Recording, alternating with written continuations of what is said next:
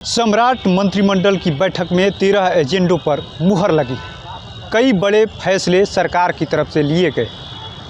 उद्योग की बात करें, हॉस्पिटल की बात करें या रोजगार की बात करें, इस बैठक को लेकर के जो है कैबिनेट सचिव अरविंद चौधरी ने सीधे तौर पे क्या कहा है, पहले सुना देते हैं आपको। बैठक हुई, इसकी कार्यवाही के संबंध में आयोजित इस प्रेस कॉन्फ्रेंस में आप सबका स्वागत है। आज पहला एजेंडा ऊर्जा विभाग का था, जिसके अंतर्गत Bihar state power holding company limited के अनुषंगी वितरण कंपनियों north Bihar power distribution company limited एवं south Bihar power distribution company limited के अंतर्गत द्विस्तरीय उपभोक्ता शिकायत निवारण फोरम गठित किए जाने हेतु मुख्य अभियंता के 2 पद एवं विद्युत अधीक्षण अभियंता के 2 पद सृजित करने की स्वीकृति दी गई।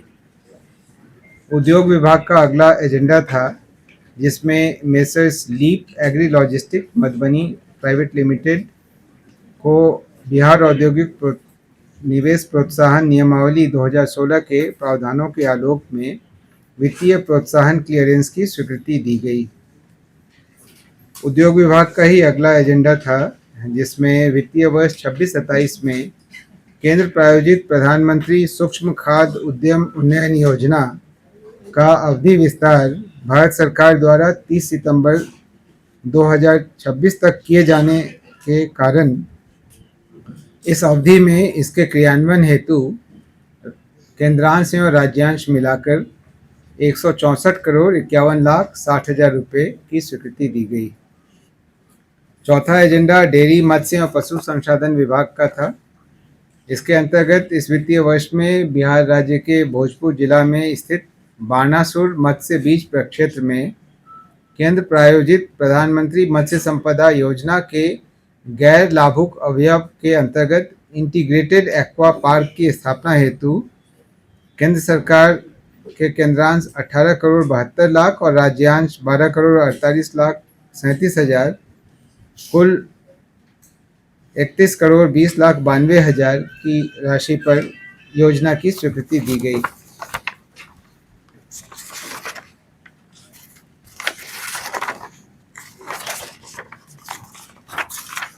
नंबर 2 पे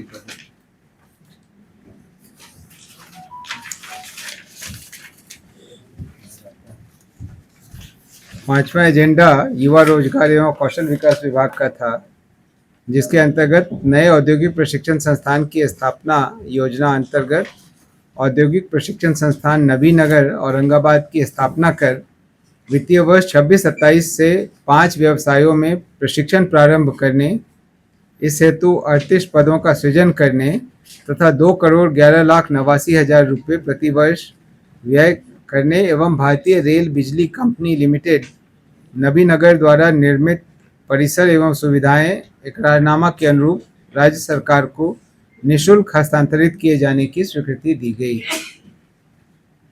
युवा रोजगार एवं कौशल विकास विभाग का अगला एजेंडा था, जिसमें 7 निश्चय भाग 3 के अंतर्गत बिहार कौशल विकास मिशन BSDM के संगठनात्मक आवश्यकताओं, उत्पादकता कार्यक्रमों के त्वरित क्रियान्वयन एवं प्रभावी प्रबंधन हेतु पूर्व से स्वीकृत पदों के अतिरिक्त विभिन्न कोटि के 19 अतिरिक्त पदों के सृजन की स्वीकृति दी गई। इस पर 2 करोड़ 24 लाख 37 हजार रुपये का वार्षिक व्यय अनुमानित है। समाज कल्याण विभाग का अगला एजेंडा था, जिसके अंतर्गत बिहार बाल विकास सेवा भर्ती एवं सेवा शर्त संशोधन नियमावली 2026 की स्वीकृति दी गई। सूचना प्रौद्योगिकी विभाग का अगला एजेंडा था, जिसके अंतर्गत बिहार सूचना प्रौद्योगिकी सेवा नियमावली 2026 के गठन की स्वीकृति दी गई। उद्योग विभाग का अगला एजेंडा था, जिसके अंतर्गत मेसर्स वरुण बेवरेजेस लिमिटेड औद्योगिक क्षेत्र नवानगर जिला बक्सर को बिहार औद्योगिक निवेश प्रोत्साहन नियमावली के संगत नियम के तहत वित्तीय प्रोत्साहन क्लियरेंस की स्वीकृति दी गई। स्वास्थ्य विभाग का 10वां एजेंडा था, जिसके अंतर्गत दरभंगा जिला के एम्स के लिए चयनित भूखंड में निकटवर्ती नदियों के उराहीकरण से प्राप्त मिट्टी एवं गाद का उपयोग कर मिट्टी भराई एवं समतलीकरण समतलीकरण कार्य करने हेतु जल संसाधन विभाग को प्राधिकृत करने तथा पूर्व से स्वीकृत योजना के अधीन जल संसाधन विभाग को प्राक्कलन के अनुसार राशि उपलब्ध कराए जाने की स्वीकृति दी गई। नई जो राशि है वो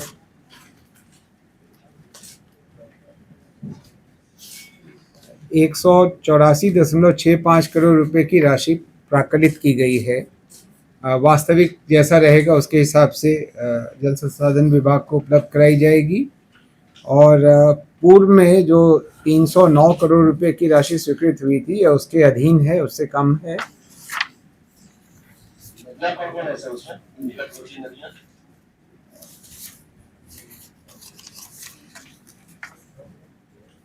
खिरोई, बागमती, ये 2 नदियां हैं और अन्य भी कई ट्रिब्यूटरीज हैं, उनकी गाद का उपयोग इस हेतु किया जाएगा। 11वां एजेंडा था स्वास्थ्य विभाग का, जिसमें बिहार में कार्यरत बिहार स्वास्थ्य सेवा सामान्य एवं विशेषज्ञ तथा दंत चिकित्सा सेवा संवर्ग के चिकित्सकों को उच्च शिक्षा एवं विभिन्न प्रयोजन हेतु अनापत्ति कतिपय शर्तों के अधीन दिए जाने के संबंध में प्रावधान स्वीकृत किए गए। इसमें पहले से अनापत्ति कैसे दी जाएगी ये स्पष्ट रूप से निर्धारित नहीं था। अभी इसमें कई प्रावधान किए गए हैं, जैसे पहला, सेवा संपुष्ट हो, 3 वर्ष की नियमित लगातार कार्य करने की संपुष्टि नियंत्रण पदाधिकारी द्वारा की गई हो, चिकित्सकों को उच्चतर अध्ययन कर विभाग में योगदान देने के पश्चात पुनः राज्य के बाहर और निजी संस्थानों में उच्चतर अध्ययन के लिए 5 वर्षों तक अनापत्ति नहीं दिया जाएगा, यानी अगली बार जाने से पहले बीच में 5 वर्ष तक यहाँ कार्य करना है। इसी तरीके से अन्य भी प्रावधान किए गए। स्वास्थ्य विभाग का अगला एजेंडा था, जिसके अंतर्गत मुख्यमंत्री चिकित्सा सहायता कोष से राज्य के मरीजों को इलाज के लिए अनुदान का लाभ प्राप्त करने हेतु पूर्व से निर्धारित वार्षिक आय सीमा 2.5 लाख रुपए से बढ़ाकर उसे 4 लाख रुपए करने की स्वीकृति दी गई। राजस्व एवं भूमि सुधार विभाग का अगला एजेंडा था, जिसके अंतर्गत कैमूर जिला में मोहनिया अंचल के मौजा दादर के अंतर्गत 7 एकड़ अर्जित अधिशेष भूमि डेयरी एवं दुग्ध उत्पादन संयंत्र के निर्माण हेतु डेयरी, मत्स्य एवं पशु संसाधन विभाग को निःशुल्क अंतर्विभागीय स्थायी हस्तांतरण की स्वीकृति दी गई। आज कुल 13 एजेंडों पर कैबिनेट की मुहर लगी। तो आपने सुना किस तरीके से कैबिनेट सचिव अरविंद चौधरी ने सम्राट कैबिनेट की जो बैठक हुई है, 13 एजेंडों पर मुहर लगी। उद्योग की बात करें, रोजगार की बात करें, बिहार के भोजपुर ज़िले में डेयरी को लेकर के एक पार्क की बातें हो रही, पार्क बनाने की बातें हो रही। उसके अलावा प्रशिक्षण के लेकर, यानी युवा कौशल विभाग जो नया बना है, प्रशिक्षण देने के लिए पद सृजन किया गया। साथ ही साथ उसके लिए राशि की भी स्वीकृति कर दी गई। इसके अलावा कई सारे, दरभंगा एम्स की बात करें, उसके लिए भी तमाम जो है इस मंत्रिमंडल से चर्चा हुई है, साथ ही प्रस्ताव पास हुआ है। ऐसे में देखना होगा कि 13 प्रस्ताव बिहार के विकास में कितना योगदान देता है। अपने सहयोगी गोलू के साथ कृपा शंकर, NBC 24 पटना।